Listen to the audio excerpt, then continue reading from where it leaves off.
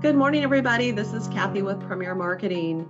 Thank you for joining us this busy day. I have with me on the phone Jeremiah Tacker with Transamerica. Good morning, Jeremiah. How are you doing today?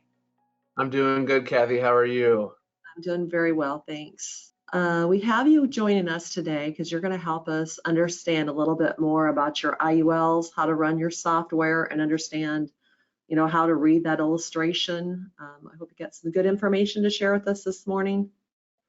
Definitely a ton. We have a lot of things that we can go over, a lot of examples I'll share with you guys, and looking forward to expanding off of our current webinar, going over the products and really showing you guys how to put illustrations together for your clients. That's a key factor, and this should help a ton when doing that. Yes, we have a lot of questions on how to run the illustration. Where do I go? What do I look at when I'm looking at the illustration? So this will be a big helper tool for everybody out there. So thank you for doing this for us. I'm gonna let you go ahead and take it away. You bet. Well, thanks, Kathy. I appreciate that, and thank you for having me on again. It's great to be with you and your team and sharing this information. I know we communicate quite a bit. Because of the well, not because, but just the amount of business you guys do with us, and to hear that you guys have a lot of questions on our IUL, how to run it, is exciting, because we do have some great IUL products. And I went over the product information, maybe it might have been a month or so back, that we talked about the IUL products in itself, and I'm sure we'll get back on and do another one of those. But I think from that, I didn't get to cover a lot of the illustration part of it, which is the most important piece of it. But I do want to make sure that you guys understand the product and that, and I'll revert back to a little bit of that on this webinar, going over the illustrations and stuff, a couple of key points that I made and why we're doing some specific things. But this is primarily for you guys on how to run the illustration software. So where you can get that. So that's the key place. Where can you find the illustration software to be able to run it, right? Well, you can go out to secure.transamerica.com. So this is what the homepage is going to look like. If you have not been out here yet, you are going to have to create an account and register. So that's kind of what this looks like. And you're going to select your role. You guys would be a financial professional. And then you're going to hit next. And then you're going to, if it goes through for me, you're going to hit create an account from there. Whoops, actually I hit the wrong deal, didn't I? So I want to go to financial professional, then I'm going to hit next. And it's going to ask, you're a financial professional, or if you have a corp, you're going to want to put your corporation in there. But if you're just an individual, put your financial professional in there, last name, date of birth, advisor number, do the characters, hit next, and that's going to help help you set up that account. There are 5 steps to this. I can't go through all of them with you, but from there, I just wanted to share with you how to get in and do that. And then obviously it's as simple as following the instructions that are listed there to be able to do that. And if you have questions, you can always call our IT team, or give Kathy at Premier a call, and she can connect you with our IT team as well and get you that information, and we can get that resolved for you. But that's kind of what you're looking at. So I'm going to get back into that real quick, into that home page. Whoops, it's going to actually log me in probably because I logged in before this, which is fine. When it does finish spinning here, we'll get logged in. You guys will be able to kind of see what your home page will look like. Maybe if it wants to, maybe we'll just do this and start over here. All right, so we're back at that home page. I'm going to put in my information here, and I'm going to hit login. Oh, now it's going to spin again for us. All right, there it goes. So this is kind of what you're going to see, right? This is this is a great portal. So this is kind of our new agent portal, and I'll be doing some trainings on this as we move forward. But you guys are getting kind of a first look at it. It's been up and running since about July. Not a lot of people know about it. We did send out some information on it, but we're leaning agents and advisors and producers to go more towards this web portal. And the reason that is because it gives you everything that you need out here. A lot of you guys have multiple portals or multiple things you can go to, like Insurance Central and the iGo app, and there's an agent advisor portal, there's ANI, there's Here, I mean, you have everything that you would need here, and you can launch it from here. You can download it from here. So you don't have to remember all the websites anymore. You remember one, the secure.transamerica.com web portal. Once you get registered in there, you have everything that's accessible to you. Anything new that we add, we don't have to market to you guys anymore and make sure that you guys know it and reach out to you and teach you how to do it. It's just going to be put out here, right? Look at this is the Transamerica Life Illustrator is what the illustration software for the IUL is. So it's already out here. You can launch it or you can download it to your computer and have it available to you on your desktop, right? So it's things like that we don't have to promote and market anymore. We throw it out. I mean, we will, but we don't have to market it so much where we're teaching you how to use it. We put it out here and give you a new website, a new password, a new login. It's all out here on the Secure Transamerica site. And once it's out here, we can market like it's here, and you guys can go check it out. But getting into this, so once we click that launch of the Transamerica Life Illustrator, this is going to pop up for you. So this is what the illustration software looks like now. So a lot different than what you guys are familiar with from running Transware from HNet Info, which you can still do right now, but that's going away and you don't want to. This is going to be the new updated illustration software, which is going to provide you a lot more capabilities and different things to run the IUL with. But you can still access Transware for your final expense and your term as well. But we also have the marketing links for the final expense and term, the quick quote tools that you can access from your phone. So you really don't even need Transware anymore. You need the two links for the final expense and the term, and you need to be able to access secure.transamerica.com to get to this. So let's get into this. I want to show you guys a few things. So when we're getting into this, you have the insured. You put in the insured information. We're going to pretty much leave this because this first example is going to be cash value growth. What are we doing? How are we creating this illustration to show the client cash value growth? Now, this is with our Transamerica Financial Foundation, so the FFIUL. So this is, again, more for your middle market clients, your average middle market, everyday, run-of-the-mill husband and wife family that you're looking at, right? That's going to be this product. And so we're going to show you a couple examples because this one has a long-term care rider. I'm going to show you two examples. I'm going to go through one for cash value. And when I show you these examples, guys, it's showing you how you're going to run these for about 95% of the clients that you're looking at. I will tell you for the cash value, it will be about 95%. There may be a few exceptions where you want to run it a little bit different.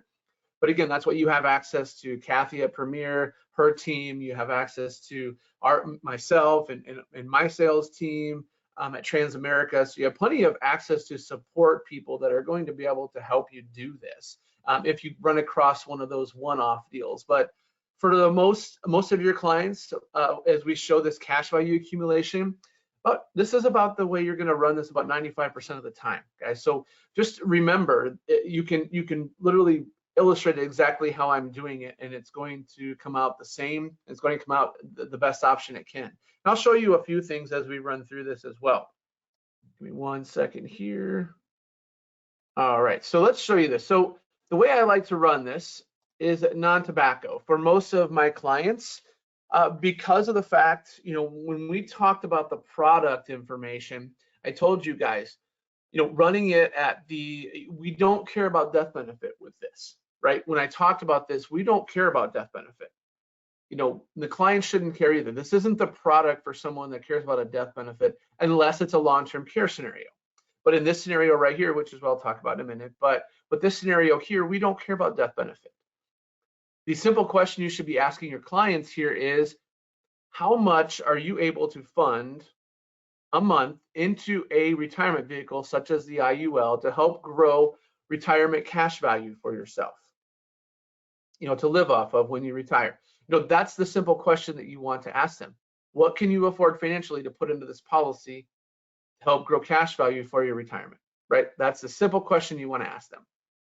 Death benefit, We don't need to know. Death benefit should be covered with a UL, a whole life, a term, whatever it may be. Rental expense, cover it with those. Cover your debt, cover your death benefit, all the things you need for all that stuff, and put your riders on other products.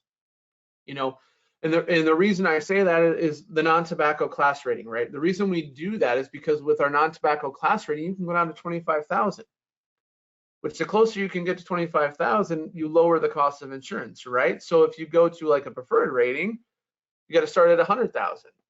So if there's a possibility with how we structure this to go under 100,000, we want to utilize it, right? Because it's saving us cost of insurance. And when we do that, what happens? Well, we're not getting charged so much in cost of insurance. So when we're doing that, that means more of our money is going towards the cash value, right? So the less charges, that's why riders, that's why lower face amounts, there's all fees. The riders have charges and fees.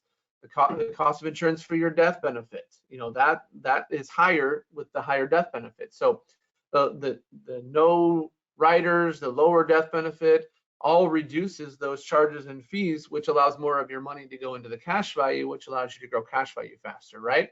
So we've got our client here set up on the insured's information. We're good to go. Now we go into policy design. There's a few things I'll show you here.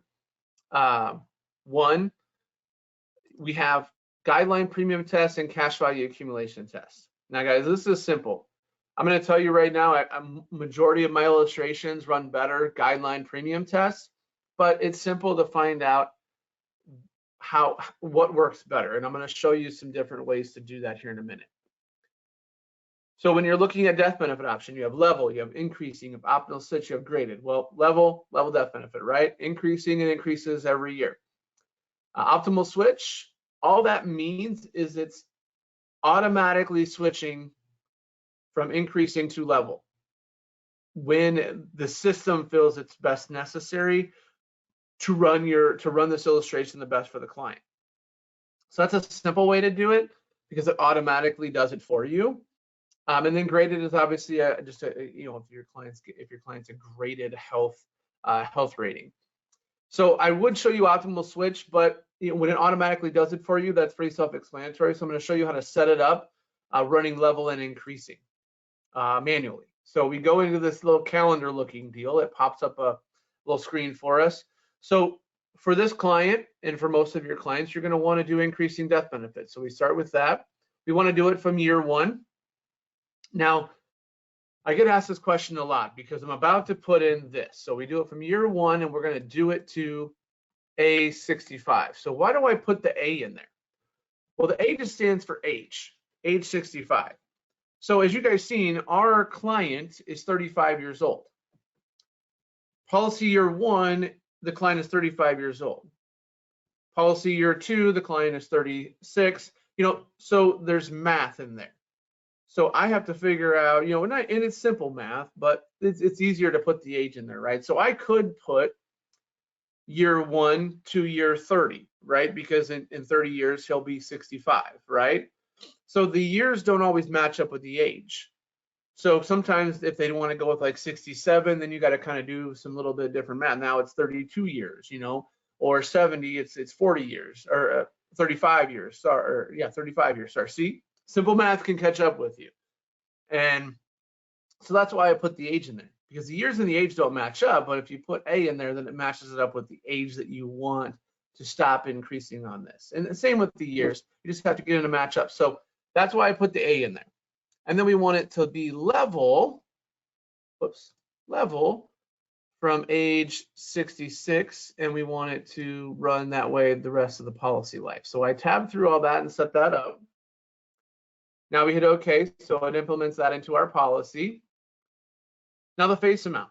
Again, we just talked about this. You should never put a face amount in here. Never, ever. Ever, ever, ever.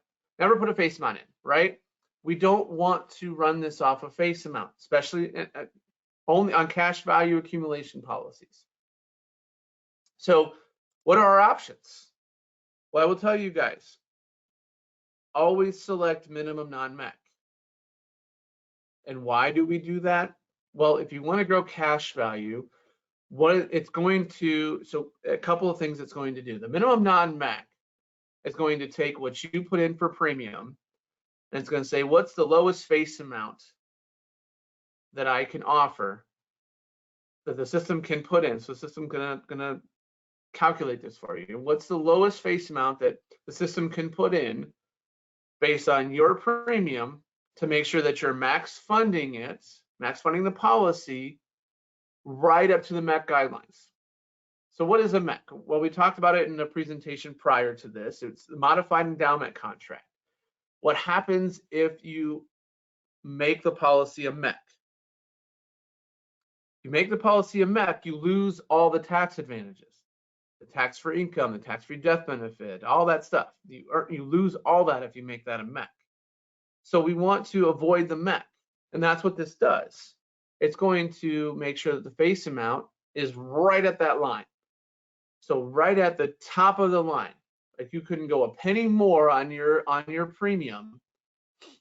If you went a penny more, you'd make it a MEC. It's going to go right up to the top of that line to making it a MEC. So you're max funding the policy. So you're gaining the most out of this policy, because if you're max funding it, that means that you're able to cover all the charges, plus able to put a lot of money into, a lot of money is able to go to your cash value, right? So kind of you're overfunding in a simple situation. But it works well with the death benefit to increase, because now it's going to start your death benefit off at the lowest possible, but it's also going to increase the death benefit over time too, right? So it's going to increase that. So the client will end up getting to the death benefit potentially they want to get to, potentially to cover things. But if they were to pass away early on in this policy, there may not be enough death benefit to cover their needs. That's why other policies are there for that, and this we're strictly using for cash value. We don't, if that death benefit gets there, great. If it doesn't, we don't care. We want this simply to grow cash value, and that's our main goal. So now we've set that up and we understand why we're choosing minimum non-MEC. Now we're putting in our premium. So you can choose Target, you can choose whatever you want. Mostly I really like to have the client give me an amount that they can pay into the policy, especially the way we're designing it, because it's going to max fund it either way. I just need to make sure it's affordable for them so that they can make the payments and they can make them every month, and this policy stays in force so it can do what it's meant to do, which is give them a cash value retirement, right? And that's what we want to do. So we go into this little calendar again, and we put our premium in, right? So we put, let's do $300 a month that this client can do. And we do it from year one, and now we want to put this into age 65 again. And then we no longer want to, so this is my, the only things that you have to determine really on this, guys, is when the client wants to retire and how much premium they can how much premium they're going to do. I'm showing you where to put those things in, but you have to ask those questions. So you have to ask when they want to retire, so you know how long they want to pay for this, and how many months, how many years they want to put premium into this, and when you would need to start distribution so you can show them what they're going to receive from cash value, and then how much they can afford in premium. So this is $300 a month. We want to put it into age 65, right? So we hit OK, and now it's implemented in our deal here. And it's premium mode's monthly. Initial lump sum, this is if your client has a lump sum amount of money they want to put into this policy, which a lot of times doesn't work well with IULs, but can if it's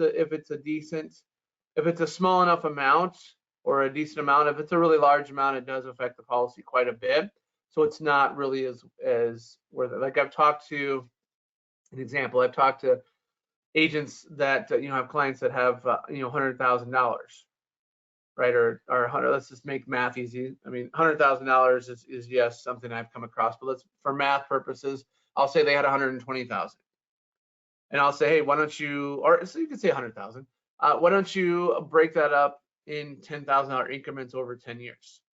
Like put it in a savings account and just plan on putting $10,000 over 10 years. The policy is going to work out way better than if you put $100,000 lump sum in and you don't pay any more money into it. But if you can do it where you can put $10,000 in a year for 10 years, it'll work out phenomenal for you in this policy. And we can show that to you here, and I actually will show you something like that here when I run the other IUL product that we have. So let's look at this. So now we have our policy design set up, right? So it's all good. Now we go into our index accounts, and you guys know these are our index accounts for the FFIUL. They're a little different for the FCIUL, but I like the global. So we're going to leave 100% in the global. And again, as long as you have all of these that equal up to 100%, you can have it in all three if you want. It doesn't matter. But I like to use the global 100%. Now we do income targeting. Really, the only thing you need to change here is you need to decide, you need to solve for, what kind of distribution amounts they want. So I just simply put solve. I don't, unless they want a specific amount, you can put that in. I can show you that. So let's run it that way. So let's say they want to do, 20,000 a year. From age 66 to 85, because our client's going to work through age 65, and once they turn 66, they're going to retire. So from age 66 to 85, they want to take out $20,000. And how does this work? So you can change a bunch of this stuff. It's really easy, and I'll show you how to do that once we run this. So now you just said okay, and it's in here. You don't need to really change anything else. Riders. Again, we don't really want to add any riders in. I told you guys that. All it does is it creates more cost for us, which lowers your cash value, right? It takes more from your premium and doesn't put as much into cash value. But the living benefits riders, guys, are put on this already. So they're automatically on. They just don't automatically illustrate. So you can illustrate for them because you're not adding them in. They're already built into the policy, but you can illustrate for them. And then, your output design, you can choose a couple of different things if you want to be on there. But when we calculate this now, it's going to bring up an illustration for us. And we're going to want to go down to tabular detail. This is going to show us where we really want to show the clients, right? So you have your years in the policy, you have your age. This shows you how much you're putting into the policy every year. And then every 5 years, it calculates the total. And it has a running total down through here. This first section here, that's just based on the IUL running at the floors. So at 0.75% is the floor. We mentioned this in the training on the product, that we have caps and we have floors in these products, right? So this is just the guaranteed projections that this product can't run below 0.75%. So if it does that, it's going to last for at least till age 65. But again, we don't care about this, right? This is not what we're running this for. We don't care that it's guaranteed or for how long or what it is. We don't care about that. We have other life insurance to protect us for those things. Now, 10 years ago, I used to show clients the alternate projections.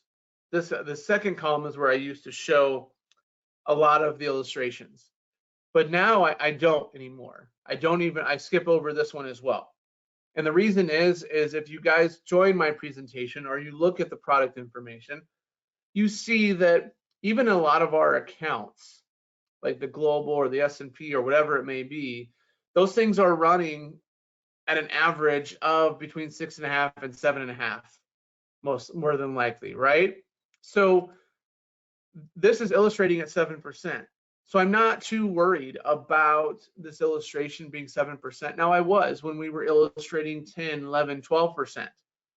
And we could, and some companies could illustrate, they didn't have a max illustration rate. They could illustrate 20% if they wanted to. It's whatever they put in. But the government did start cracking down, and then, it was 10, 11, 12, which was still high and kind of unrealistic as an average that it's running. But now the government insurance agency or insurance board has really not really limited, but they've put restrictions on this to really run this basically at about an average of what the market's running and what you would earn on a policy. So I have no hesitation to show them this last column and be confident that the policy will resemble this as close as possible. It will resemble it as close as possible. I mean, it's not guaranteed. and it can change quite a bit if the market does crash. But for the most part, what we've seen over the last 10 years is the market's running about this, and we've had some pretty ups and downs the last 10 years, which is what you're going to see in this policy as you move forward. And with that, I'm still comfortable running the 7%. So when you look at that, you can see down here, we at age 65, the clients put in $108,000. So remember that number, 108,000. You can see at this point they have $250,000 in cash value, and they have a $330,000 death benefit. But look where we started. We started at $82,000. So right now, if the client came in and wanted $250,000, they're not getting there until 25th year. But again, they should have that in other policies. And now they just have an additional, $250,000. Now they have additional, when they get 65, they have additional $330,000. But that's your columns for this. Now, if we go down this down arrow here, we can see what happens. So look at this. The client can take out $20,000. Look at that. They can do $20,000 for 20 years. Now that's taking out $292,000. Now that's on top of the 108, because again, we did withdraw the basis and then loan. So we withdrew from the 108,000 that you put into this policy first, which you can see because there's a positive 8,000 in there. So we withdrew from that. So the first 5 years took 100,000, which would have left us with 8. And then we started taking loans from the cash value now, right? So we started taking loans. So almost 308,000, actually almost 400,000. Actually, 400,000 is what we were able to take from this. So on $108,000 investment, you're able to take $400,000 in withdrawals here, in distributions to help pay for your retirement, right? And still, look at this. At age 86, after you've taken everything, you still leave your family with $34,000 in death benefits. So if you were to pass away, you still have $34,000 that's going to be given to your family to pay for your funeral needs, right?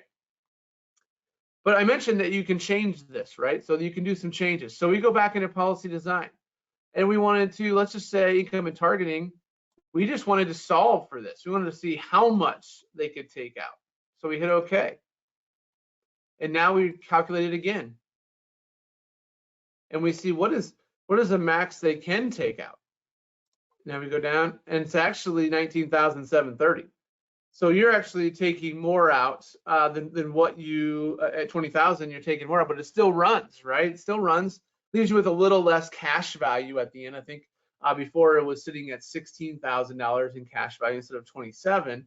But look at that, you can take more than that. I mean, you can put in that, and it does solve it for you.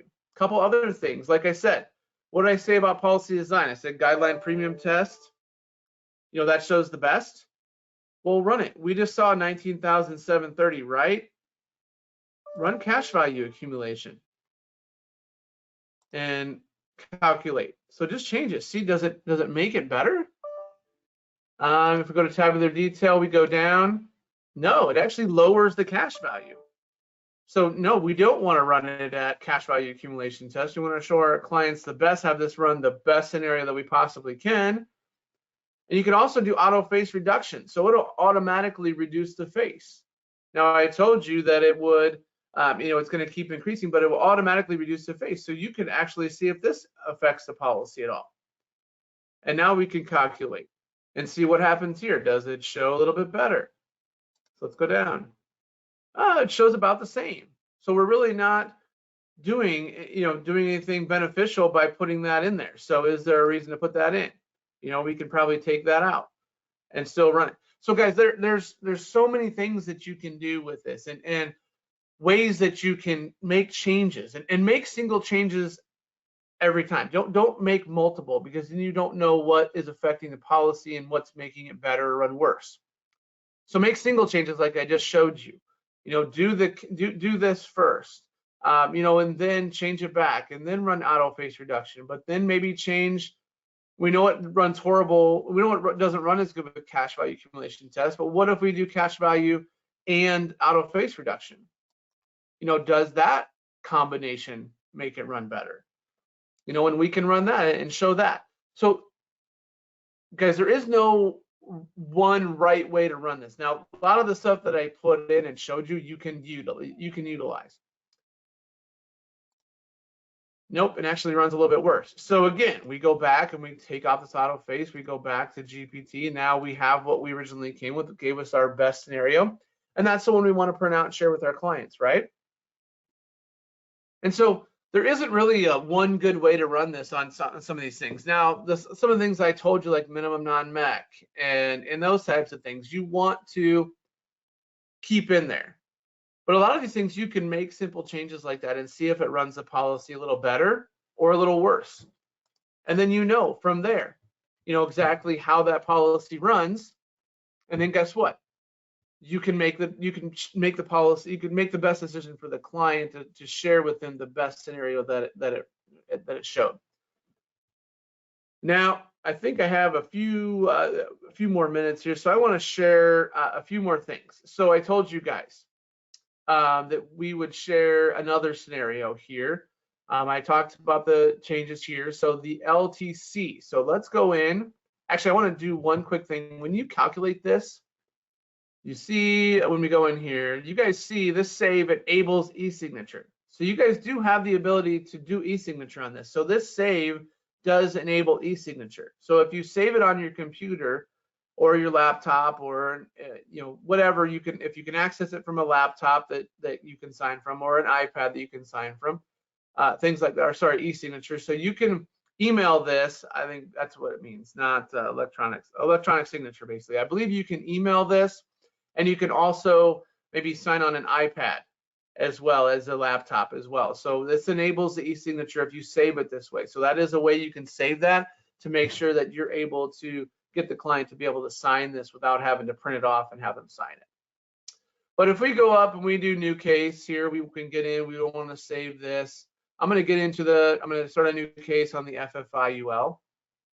And I do recommend that every time you run a new case is to restart, because you never know. I mean, a lot of things you can put some things in there that are hidden, you know, in those little calendar deals.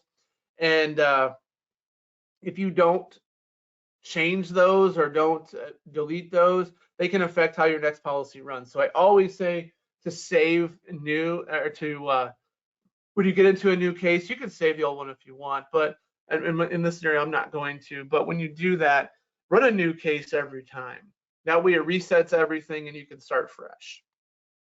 So again, long-term care. So this is a little bit different scenario, right? So we can keep them at preferred delete. We don't care at this point, because probably long-term care scenario is going to be over 100,000 anyway, face amount. So we really don't care if the risk class is in the preferred.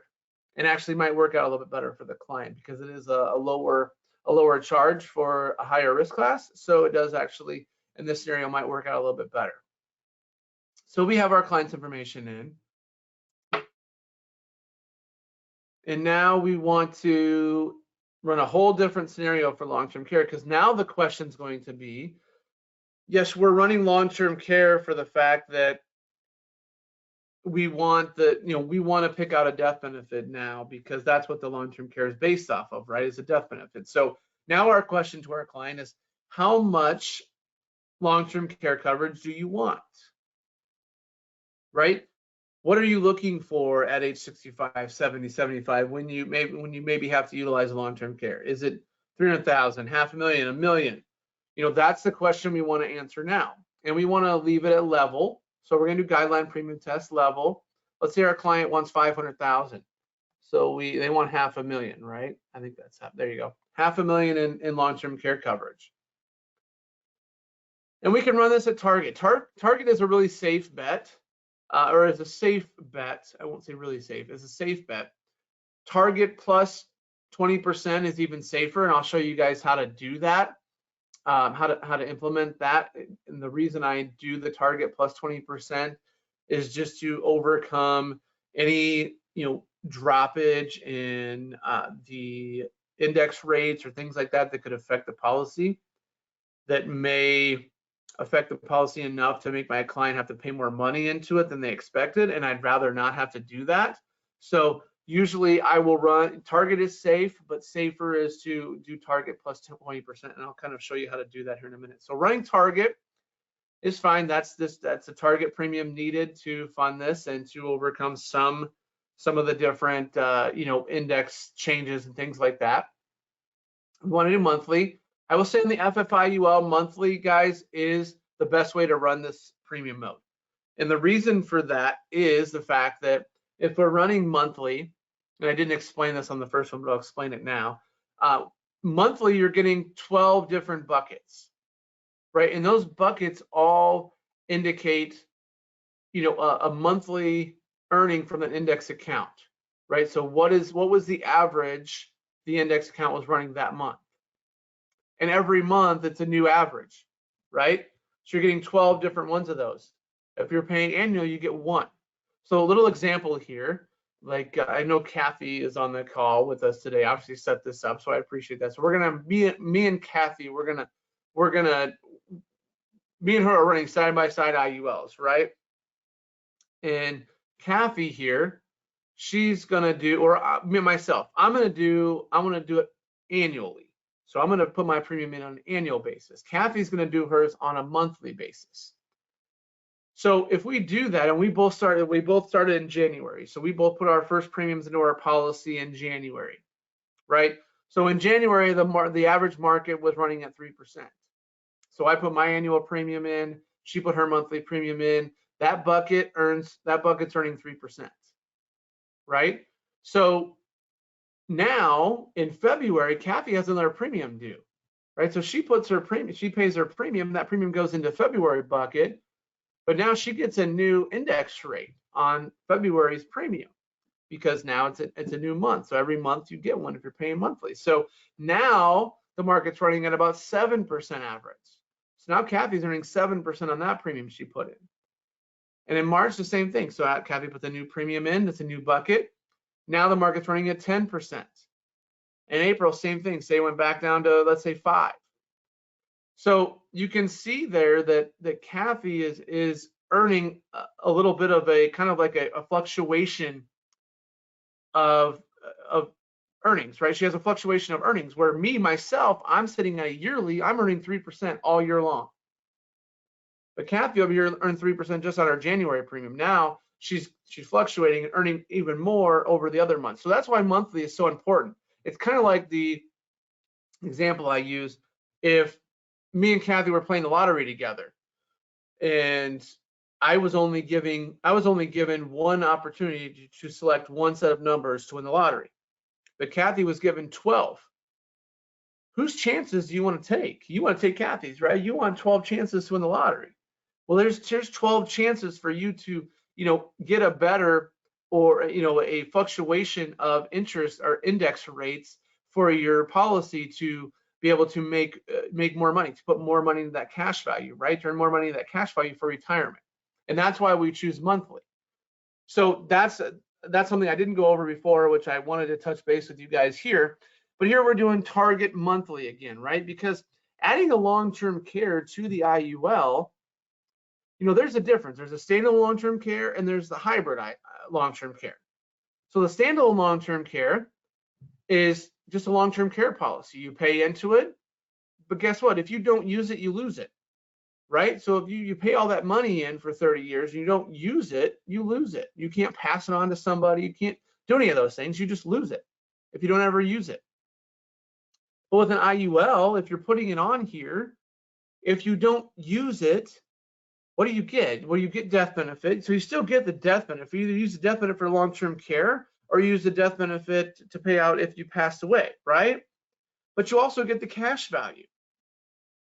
So if you don't use the long-term care, you can still set up a scenario where you're taking cash value out of the policy at retirement. If you're in great health and you don't need the long-term care, you can still utilize the cash value and start, when you retire, start taking cash value, start taking cash out of the policy on a yearly basis, right? So that's a big thing for you guys as well to implement with your clients when you're talking to them. Is that the simple fact is that you want to that this is a better option for you to put your money into, because you have multiple scenarios where you can still take money out even if it's not the long-term care. And if it is long-term care, then you use it for what you needed it for, right? So let's go into index policy design. So we've set up our policy design. Now index accounts, we leave it in the global. Income targeting, we're really not picking a distribution amount, right? We're not going at a distribution amount because we're looking for a long-term care scenario. So now riders, you can add the critical. You're not gonna be able to add the chronic because when you add the long-term care, it's acting as the chronic. So if you try to choose this, it's gonna say to sell the long-term care rider, you must be licensed. It's not gonna allow you to do this when we try it. See, this is warning.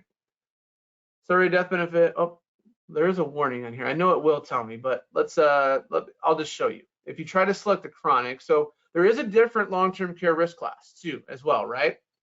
So you can be preferred or non-tobacco. We're going to choose non-tobacco, no substandard rating, but we do want to illustrate. You do want to illustrate the scenario, and you can pick the projected age. If the client, says they want to project it at 75, put 75 in there. We're just going to leave 70 in there for the time being. But if I try to run this, it's going to tell me chronic illness rider not available with long-term care. So it does tell you, just go back into cases, I need to take the chronic out. Right now we calculate this. And now I had trouble finding this the other day, but I think I found it. Whoops. I think I utilized it off of here because I hope you guys can see this. I don't think I could find the large version of this, but we scroll down here and you guys can see, look, you guys can see the cash value in this, right?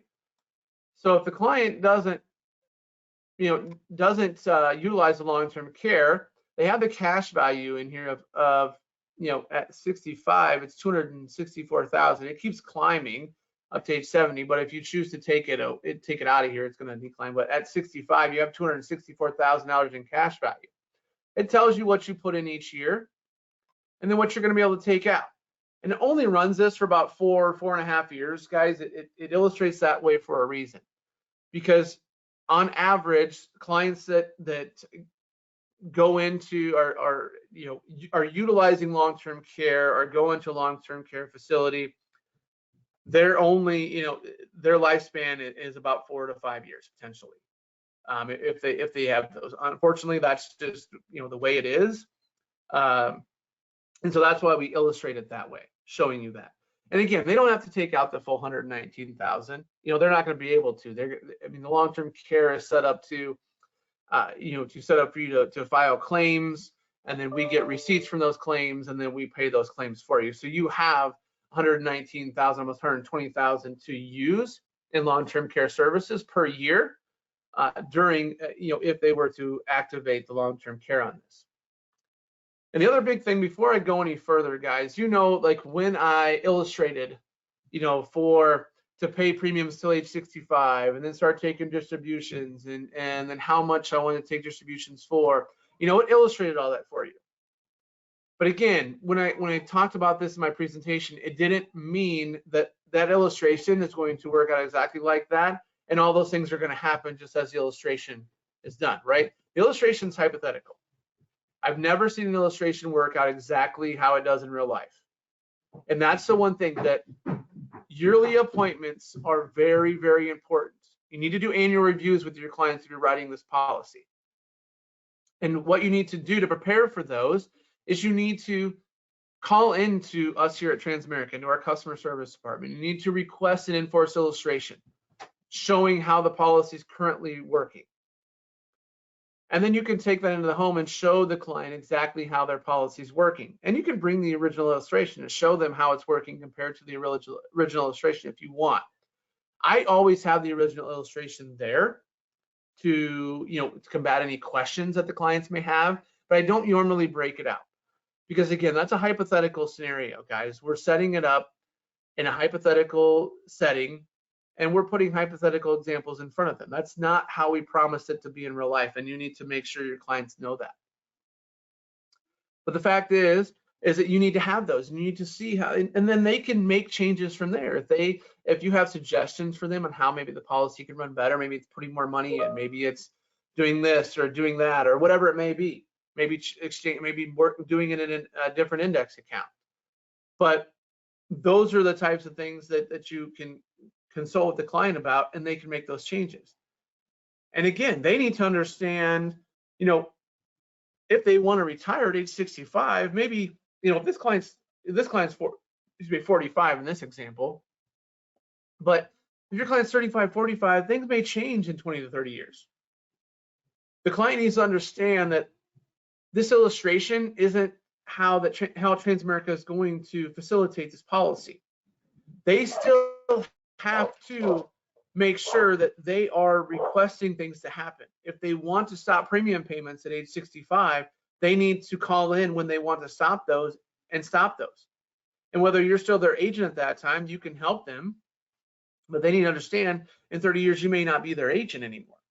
So they need to understand how to contact Transamerica to stop those things. Or if they want to start taking out money, they can talk to Transamerica and say, hey, can you illustrate showing distributions over a 20-year period? Now that I'm set to retire, I want to stop paying premiums. Can you show me illustration showing distributions over a 20-year period? Okay, well, I want to request it. What does that amount equal? What does that amount do for this first year? Well, it's $20,000, Mr. Client. Okay, I want to take $20,000 out of my from my cash value out of my life insurance policy. They have to do all those things, right? It doesn't automatically happen like the illustration is showing them. They have to request those things, and we have to have authorization from the client to do these things on every little thing that they want to do, whether it's increased premiums, it's lower death benefit, it's increased death benefit, it's start taking money out, they want to stop paying premiums, all those things.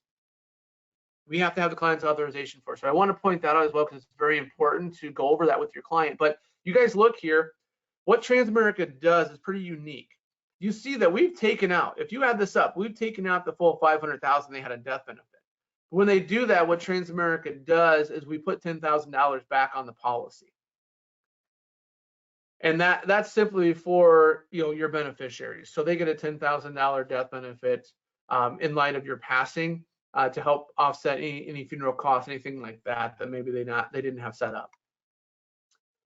All right, so I've run through long-term care. I've run through a cash value accumulation. The last thing I want to do is I want to talk about our FC IUL. So I don't want to save this.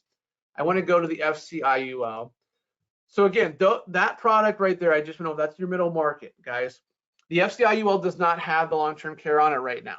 It will eventually. We will have it on there probably early next year. I think it'll go on, but right now it doesn't.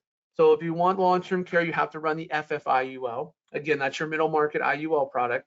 The FC IUL, oh shoot, I wanted to go and show you guys how to go above target. Actually, I'll jump back in there real quick, but before I jump into the FC IUL, so let me do this. So all you guys are doing, I'll run this, it doesn't matter how I actually run this. So we're running it at target here, right? So in this scenario, if we calculate this, we go down to tabular details. So we see the target premium up here. This initial monthly premium is $224.25. All I do when I said do target premium plus 10% is I whip out my phone, I get my calculator up, I take $224.25 times 20%. There's an additional $44.85. And I take that $44.85 and I plus, plus $224.25. So that's $269.10. So all I do in here then is I go back to my case design. Instead of choosing target, I go in here and I put my premium in here as $269.10. Whoops, 10. And I do that. Then obviously I can make it the age. But that's what I do. So target is a pretty safe bet, right? It does account for some of the fluctuations in the index accounts, right? But I've seen that also in a very small percentage come back to haunt some clients because maybe the interest rate shot for longer than expected and they still had to put some more money in even being at target premium. So I always like to just be on the safer side and do that target premium plus 10%. If they can't afford the max, do that target premium plus 10% or 20%, sorry, and then put that amount in there as the premium. So that's kind of how I would do that in a scenario. Then I would calculate it, right? So I want to show you that real quick. Now I get into the FC IUL. So like I said, I went over the FF IUL, both cash value accumulation and long-term care because it has a long-term care. That's for your middle market. The FCIUL, guys, is for your doctors, your lawyers, your more affluent clients. It's more for your high net worth foreign nationals or your small business owners. And I want to show you one scenario real quick that how you kind of run this. So we leave our client the way it is. I'm gonna do a non-tobacco because we're doing cash value accumulation. That's usually the risk class I utilize when we're doing that. But I'm gonna make my client 45. Let's see here. So we go into policy design, guideline premium test. I'm gonna switch the level here. So we're gonna do increasing till age 65. And then I'm gonna do level from age 66 to max, right? That's how we kind of did it on the other one, kind of similar. Minimum non-MAC, again, one you should always have in there, right? But here my client's gonna put in 30,000. This is gonna be, I'm gonna kind of a unique scenario here. So 30,000, I'm gonna do it from year 1 to year 10. Then I'm gonna do 30,000 from year 12 to year 20. That puts me at 65. So I did the math here. Notice we're skipping year 11. And this is significant to my client's retirement strategy. And just, it's kind of unique. So I want to show you guys this, you know, how to do something like this because of all the things that you have that you're able to do with this. I want to show you some of those insights. So we're not putting premium in year 11 because my client's 45. So in 20 years, he plans on retiring and he wants to put in 30,000 into this a year until he retires, except for in year 11, he wants to take out. So at age 51 or 56, he wants to take out $100,000 in cash value. And he wants to utilize that to pay off all of his debt. He wants to pay off his cars, his mortgage, his student loans he has, any credit card debt, anything. He wants to clear that debt. He wants to live debt-free the last 10 years of his working life and still put $30,000 into this policy to make sure he has a nice retirement built and make sure that he has no debt in this. And you can do it at any year, you know, you can do it at 15 years, doesn't matter. But for this scenario, we're gonna do this. So we tap through that, we hit okay. Now I'll tell you guys with the FCIUL, because of the such high premiums, one, a lot of clients aren't gonna wanna pay monthly, they're gonna wanna do annual, and it's okay. We have kind of worked this policy because of the way we built it and because of the type of client and premium we're gonna go in, that it works okay on an annual basis. Actually, in most cases, it works better on an annual basis for your clients in a lot of scenarios that I've run. So we leave it at annual. Index accounts, again, you have a lot of them, but again, we put 100 in the global, which I like, so we'll leave the global. Income now. So we're gonna do a little bit different. So the amount. I'm gonna do the amount here. We wanted to do 100,000 at year 11. So I put 100,000, withdraw the loan, year 11. And now at here, we want to solve. And I know there's options here. I always do withdraw the loan. It's the best way to do it, guys. Then we want to do age 66 to age 85 for 20 years. So not only is he taking $100,000 out of his policy year 11 to take care of his debt, he's also setting himself up for retirement. So now we got that in, we hit okay. Now you can do conventional index loans. I like conventional distribution. You can do it monthly, show your clients that. I just stick with annual. I mean, if you want to break it down for your clients on a monthly basis, you definitely can. More power to you. And then riders, again, we want to select the chronic and critical because they're built in. Again, we're not adding this rider, it's already built into the cost, so we just want to illustrate it. And now we're calculating this. And once this pans out, look, this pans out really well, guys, in this type of scenario. So you see here, you know, the client's putting in 30,000. So you see at year 11, we didn't put any money in, he took out 100,000. So that shows a negative there, and it shows the D for distribution. And then here you can see at age 66 when he wants to retire, he still is retiring on about $60,000 potentially in cash value. Now I have some friends and people that you know are you know, they have kids, they have a mortgage, they have student loans, they have car loans, they have credit card debt, and they're making it on 60,000. Now I don't know how, but they're doing it, right? And more power to them. But the light I want to bring to the tunnel here is that, do you think this guy, so this individual here, if he put all this money in and took 100,000 out, clear all of his debt, so he has no debt going into retirement, do you think he could live pretty comfortably off 60,000 a year for 20 years? I think he probably could. If I have friends and know people that are living off this, you know, with all the things that he took care of, I think he can live definitely in a good retirement on that. And so that's the kind of scenario that, you know, I want to show you guys in this. This is what you're looking at for these type of clients. These are your high net worth clients. They're going to want to put in quite a bit of money into this policy per year to set themselves up for retirement. So that is what I have for today.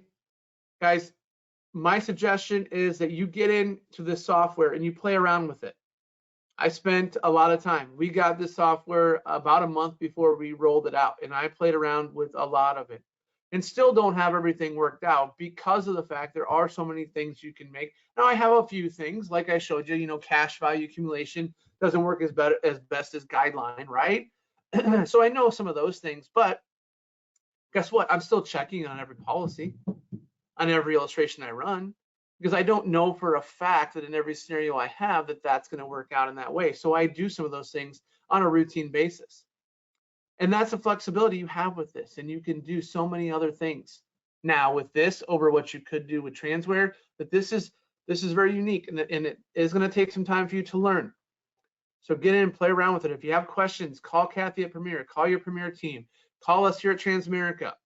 We want to make sure that you're able to do this. And as I tell everybody in all my presentations, when you call me or my team, and I would say when you call even Kathy and her team, make sure you have your illustration software up and you're in a place that you can run this with us, because we do want to be support for you guys, right? We want, that's part of our job, is to support you, but also part of our job is to teach you.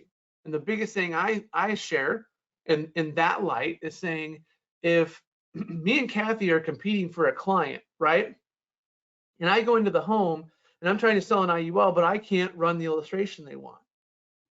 Or I can't answer some of their IUL questions. But Kathy comes in an hour later, right behind me, and she can run the illustration. She sets them up with the illustration exactly how they want it. And she can answer all their IUL questions.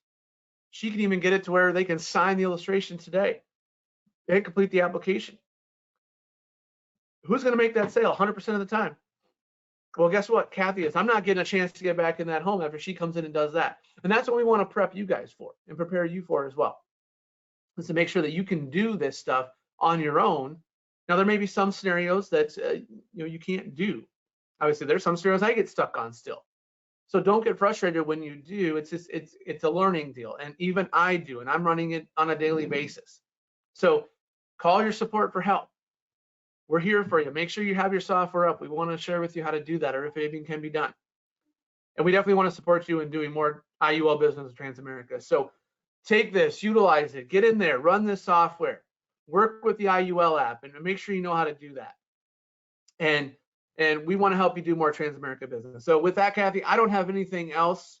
If there's any questions you have, or anybody that's on today that has any questions that wants to ask them, feel free to bring those up to me and we can go through them now. Otherwise, I do want to thank you, Kathy, for having me on today.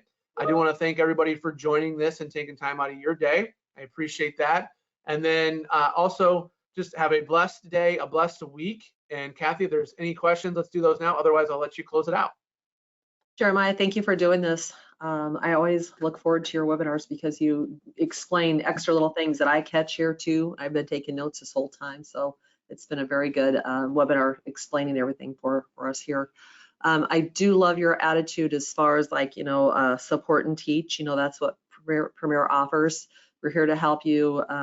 But again, when you're in front of your clients, the biggest thing to do is learn your trade, understand how to run an illustration, understand how to read an illustration, because your clients look up to you for that information. And some clients actually go out and study details. They'll be talking to 2 or 3 different agents trying to find the best. It's no different than them going out and searching different other insurance carriers for their P&C. They're looking to see what value that you bring to the table. So by knowing how to run an illustration, knowing how to understand that illustration when you're answering questions to your clients, that's going to get you to the top each time, so you can win the sale if you're competing with somebody else. And believe me, we have a lot of agents call in, hey, I'm competing with somebody, I need the best. Let me see what we can do here. So we're here to help you, learn a little bit and get you comfortable enough so you can take it away and start running your own options when you're with your clients. But Jeremiah, thank you so much. Again, appreciate you. Thanks everybody for having a great day.